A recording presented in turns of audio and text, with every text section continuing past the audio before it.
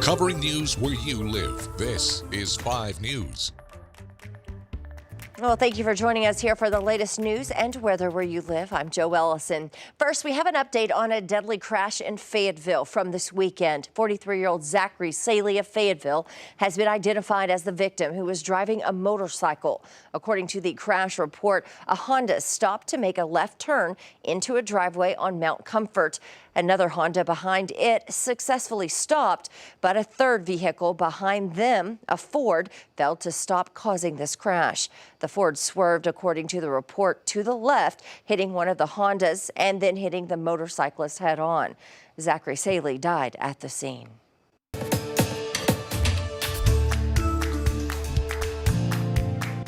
And the jury trial for the man accused of driving the wrong way in a deadly crash on Interstate 40 will be in court today for his trial. Ivan Santos was booked into the Cleveland County Jail in Norman, Oklahoma last year after a warrant was issued for his arrest. Arkansas State Police say Santos was driving the wrong way when he crashed into a group of motorcyclists in Mulberry, leaving 3 people dead and 6 injured, including himself. The 29-year-old suspect is charged with several counts, including negligent vehicular homicide while intoxicated, 4 charges of attempted negligent vehicular homicide, as well as battery. His trial is set to begin at 9 o'clock on this Monday morning. Well, lawmakers are headed to the state capitol today. Governor Sarah Huckabee Sanders on Friday announcing a special session for today to talk about lowering taxes and a whole lot more. The session convenes this morning at 11 there at the Capitol and is expected to end on Wednesday. Jalissa Garza is here with how this might impact you. Cutting taxes, streamlining state government, and protecting our freedom.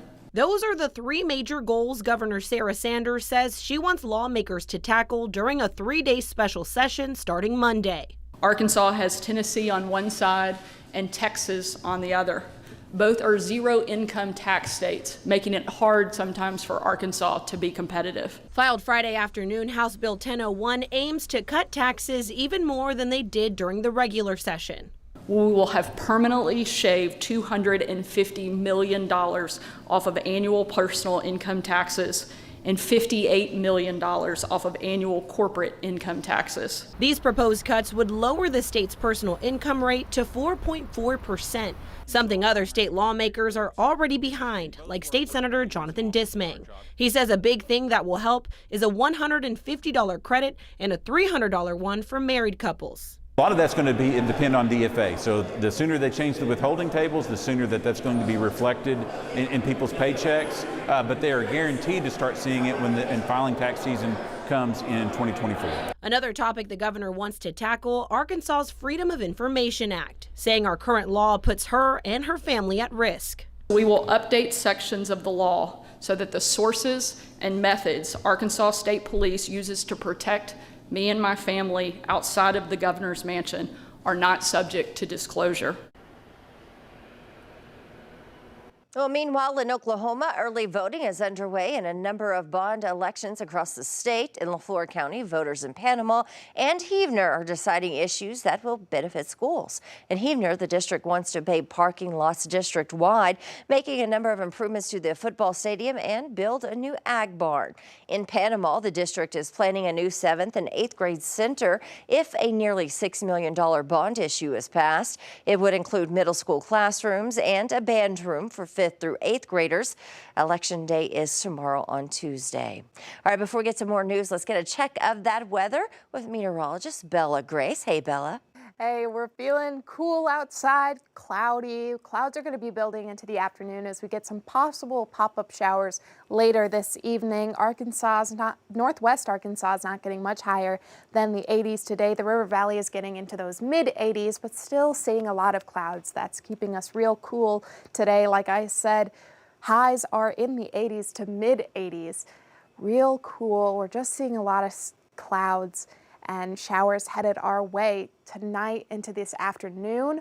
We're seeing a few spotty showers starting to build up for these showers that are headed our way overnight tonight. By around midnight, we're going to have some stronger storms sitting overhead, building some lightning, thunder, possibly wind gusts are going to be up to about 20 miles per hour across 5 countries. So We're seeing that continue overnight into Tuesday morning. We're going to see some spotty showers continue throughout the day on Tuesday. Like I said, some wind gusts are picking up this evening into the overnight hours as those showers start to head our way.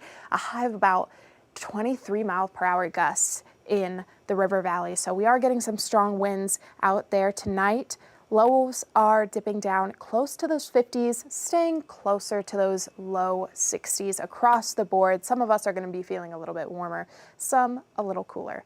We're looking at a beautiful week ahead. Once we get through these rain showers that are on tonight and into tomorrow, we're going to see some partly cloudy skies building slowly warmer over the week, getting back up to these mid-80s by the weekend. We've got more news from Joe coming up. All right, thanks so much, Bella. Well, today, September 11th, marks 22 years since the 9/11 attacks. And right here at home, we're honoring those lives lost. In Fayetteville, the Air Force and Army ROTC with the University of Arkansas started their stair climb at Donald W. Reynolds Razorback Stadium in Fayetteville. Now, they do this to remember the heroes who went into the towers on 9/11 to make rescues. Those rescue crews took 110 flights of stairs. Also, ROTC and a student-led organization climbed the stairs of the UAFS Stubblefield Center in Fort Smith. It all started just after 5 a.m. After that, the Student Government Association placed flags throughout the campus green. They also held a remembrance ceremony to honor the lives lost.